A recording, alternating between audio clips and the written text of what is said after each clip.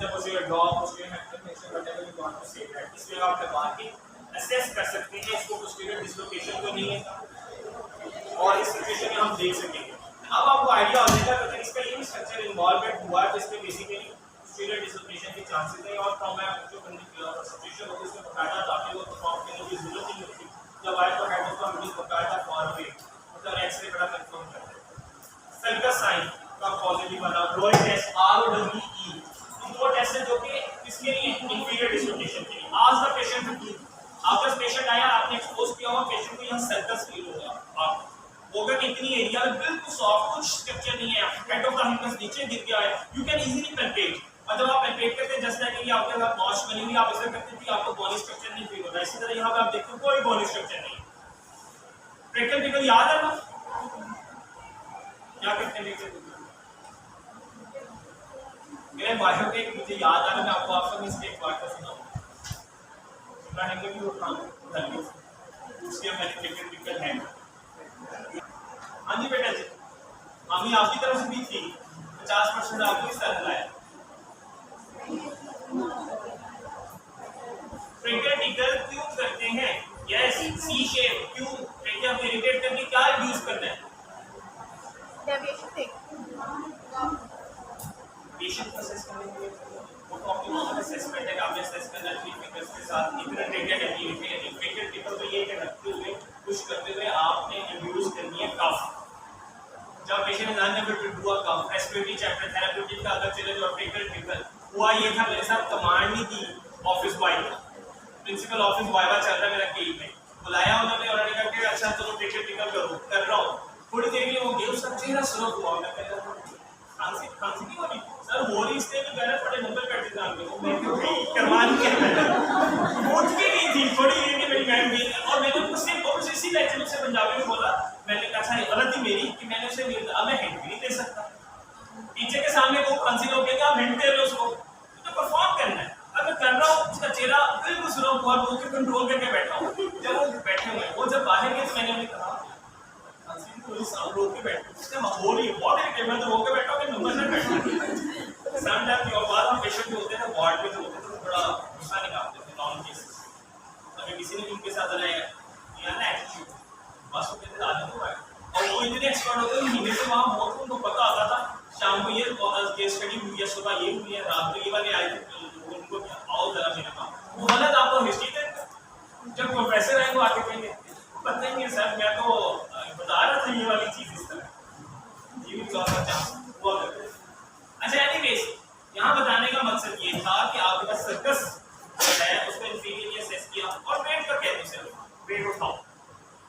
अगर वेट उठाएंगे और ज्यादा सर्कस का होगा, प्रोमिनेंट हो जाएगा, पेशेंट बियर नहीं कर सकेगा और ज्यादा हो जाएगा, ये क्लियर कट होता है कि इंफीरियर डिसलोकेशन, इसलिए कभी वेट पकड़ा के और ज्यादा आपने उसको कैसे ना तो कौन सा वाला बेचारा सब क्वेश्चन आपके लिए नाम वेट हुआ मैंने कंफर्म करना।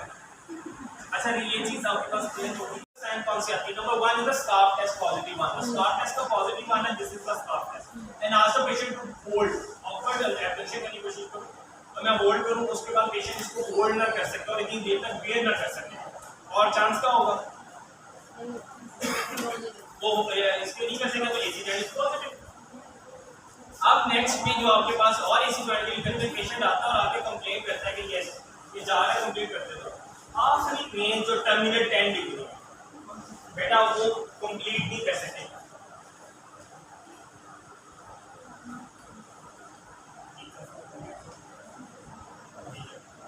The difference between these two shoulder, ये आप देख रहे हैं इसके एयर के साथ अटैचमेंट है, हेड के साथ कोई डिस्टेंस नहीं है और इधर कितना डिफरेंस है।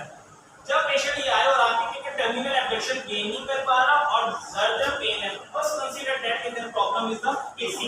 एसी जॉइंट में होगा का एक्रोमियोक्लेविकुलर में, एक्रोमियोक्लेविकुलर में फ्लैट डिस्क है जिसका डिस्क की बात में इंट्रैपमेंट आ जाती है। जब इंट्रैपमेंट डिस्क पे आती है और वो फंस जाती है, डिस्क को मूवमेंट होने नहीं देती, जब मैं स्प्रिंगी एंड फील कर सकता हूं, जब मैं लेके जाऊं एंड पे और आके जाके उसको कंप्रेशन को इधर दर्द होती है और लेकिन रेंज मुझे मिल रही है, मैं लेके जाके जोर लगा के हेड के साथ अटैच शुरू कर देता हूं लेकिन एक्टिविटी वो परफॉर्म नहीं कर पाता पेशेंट खुद से, तो मुझे मेरा आइडिया हो जाता है कि प्रॉब्लम बेसिकली एसी का। ठीक है, अब आप इसको रिलीज करने का मेथड क्या है? मेरे पास दो इसकी टेक्निक्स हैं। अब मैं उसकी सारी जितने मैंने स्ट्रक्चर्स पढ़ाए उनकी सबकी ट्रीटमेंट प्रोटोकॉल बताने लगा। Number 1 most important which is not painful, ये पेनफुल नहीं होती। आपको मैंने क्लेविकुलर का हेड उसका कोराकट का हेड बताया, कोराकट प्रोसेस का। कोराकट प्रोसेस पे आपने जिसको हैंड ऑफ द हैंड भी हील ऑफ द हैंड भी बोलते हैं, लेकिन नॉर्मल प्रैक्टिस में that is known as the, ये थिनार है और ये हाइपोथिनार है। आप इन दोनों को कर सकते हो, ये भी यूज कर सकते हैं। मैं ये कर सकता हूं, मैं इसको प्लेस करूंगा कोराकट प्रोसेस। कोराकट प्रोसेस में प्लेस कर दिया। अब यहाँ से मेरी बैक साइड पे हैंड की ग्रिप क्या होगी, हैंड की ग्रिप क्या होगी मैं आपको दिखा दूं। ये मैं क्लेविकल का जो basically spine of the scapula है उसको सपोर्ट करूंगा। करने के बाद मैं करूंगा ग्लास ग्रिप। अब ग्लास ग्रिप करता गया, फॉरवर्ड होते जा रहा। अब मैंने जो फोर्स लगानी है यहाँ से सिर्फ और सिर्फ क्या करना है, सपोर्ट देनी है लेफ्ट हैंड के साथ। जो फोर्स लगानी है मेरे राइट हैंड के साथ होगी, मेरी एल्बो की पोजीशन डिटरमाइन होगी। मैं एल्बो की पोजीशन क्लेविकल कोराकट प्रोसेस से नीचे रख के फोर्स नहीं लगाऊंगा। अगर लगाऊंगा तो रिस्क पेनफुल होगी, मैं एक दो पेशेंट करूंगा थक जाऊंगा। यहाँ मैं करूंगा क्या, मेरा एंगल एल्बो का कैसे होगा, या एग्जैक्ट पैरेलल हो, एक ही लेवल पे या जस्ट अबव हो। अगर जस्ट अबव है मैं इसको करता जा रहा हूँ, इसे फील करें। मूवमेंट आएगी, जैसे ही आप इसको पुश करेंगे बैकवर्ड, ऐसे होगा। अगर कोराकट प्रोसेस बैकवर्ड जाएगा तो एक्रोमियन किधर जाएगा, मैं कोराकट के थ्रू एक्रोमियन को कर रहा हूँ बैकवर्ड। जैसे ही मैं करूंगा मूवमेंट में पुश करूंगा तो एसी जॉइंट पे क्या होगी, मूवमेंट आएगी। अगर वो इंट्रैप हुआ भी तो उसको क्या कर रिलीज करना है, क्योंकि more easy then you can perform the abduction. हम इजीली उसको कर सकते हैं। और अब पेशेंट नॉर्मल भी है तो उसको दर्द होगा क्या, मैं हुक बनाऊंगा, हुक बना के प्लेस करूंगा किस जगह, जहां आके ये स्पाइन आके डेथ जॉइंट का ये कंपोनेंट है मीडियल साइड का, उसके नीचे। अब जैसे मैं लेकर आऊंगा इसको डाउनवर्ड लेकर आऊंगा, इसको अपवर्ड, आर्म किधर लेकर आऊंगा, हुक को अपवर्ड लेकर जाऊंगा। इसमें हमने करना क्या, ये पोजीशन में लेकर जा रहा हूं,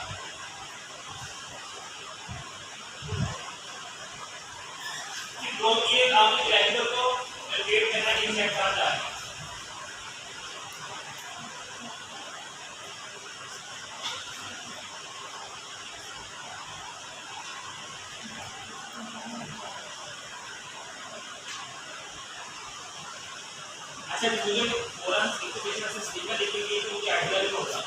जहां क्लेविकल आके अटैच हो रही है मैं एग्जैक्ट उसके नीचे हुक बनाते हुए अब मैंने कैलकुलेट किया, ट्रेस करके क्लेविकल आर्म को इसमें ले लिया, आर्म पे अब इसी पोजीशन डाउनवर्ड कर रहा हूं,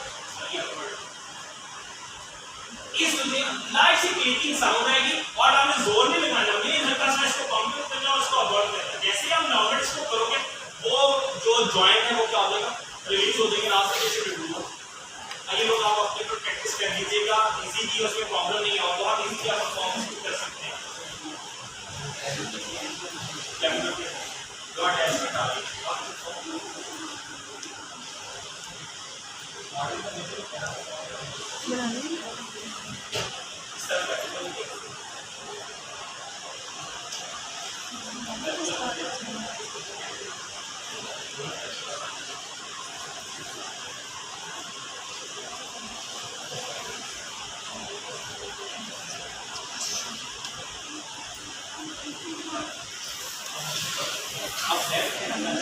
जगह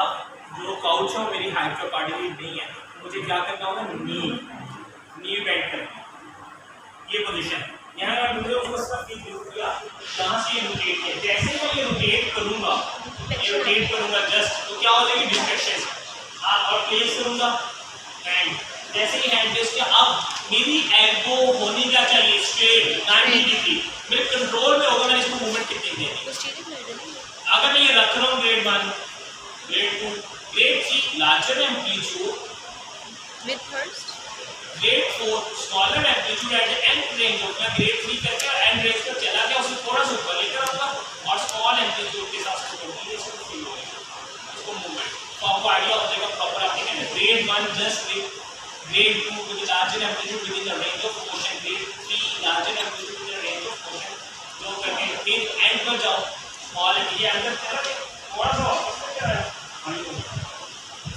आप इसमें मेरे कॉन्सेप्ट के साथ इंटरमीडिएट आप लेना चाह रहे हो तो काम कर सकते हो, इसमें नहीं जा सकते। अब उसके साथ अगर आप उसको करवाना तो इंटीरियर के हवाले से कैसे करवाओगे, तो पोस्टीरियर टेस्ट में इसी पोजीशन में जो 90 डिग्री इंफीरियर गाइड देते हैं, समटाइम्स पेशेंट आता है इस एंगल पे और इंफीरियर गाइड देंगे, द आइडियल कौन सी स्पाइन लाइन पोजीशन, इधर भी स्पाइन लाइन का आइडिया 90 डिग्री में आपके पास दो पोजीशन है, either you can ask the patient to sit in the chair, armless chair and then place the knee axilla में टॉवल रोल करके रख दो, उससे तो डंबल को मैं परफॉर्म करवा देता हूं। और इस पोजीशन का सबसे आइडियल क्या है, जब आपके पास पेशेंट आएगा होगा क्या, इस एंगल पे हूं, अब करूंगा मैं कैसी पोजीशन में होगा क्या, जब ऐसे खींचूंगा मेरे प्रॉपर नहीं होगा, तो करना है close to the joint, distract कर दिया। अब ये वाली जो मूवमेंट है करूंगा ये इंफीरियर लाइन, अब एंगल बढ़ता जा रहा है, अब जब एंगल बढ़ रहा है तो उसमें आइडियल में अब आपको जोर लगाने की जरूरत है कि मैं बेंच हाथ को बेंच यूज करूंगा, फोर्स थाई की यूज करूंगा, होगा क्या एक्स्ट्रा ये इस पोजीशन में थाई की फोर्स लगाऊंगा, पेशेंट बहुत पेनफुल, मैं कम फोर्स भी लगा रहा हूं, पेशेंट कहता सर पेन बढ़ रही है, क्यों फोर्स आप क्वांटिफाई नहीं कर पाते, थाई की फोर्स इतनी ज्यादा होती डिफ्यूज होती है, ज्यादा भी फोर्स करते तो पेनफुल हो जाता है, और फिर डर लगता है कि जब मैं डाउनवर्ड ग्लाइड दूंगा तो बाद में इंफीरियर डिसलोकेशन के चांसेस है।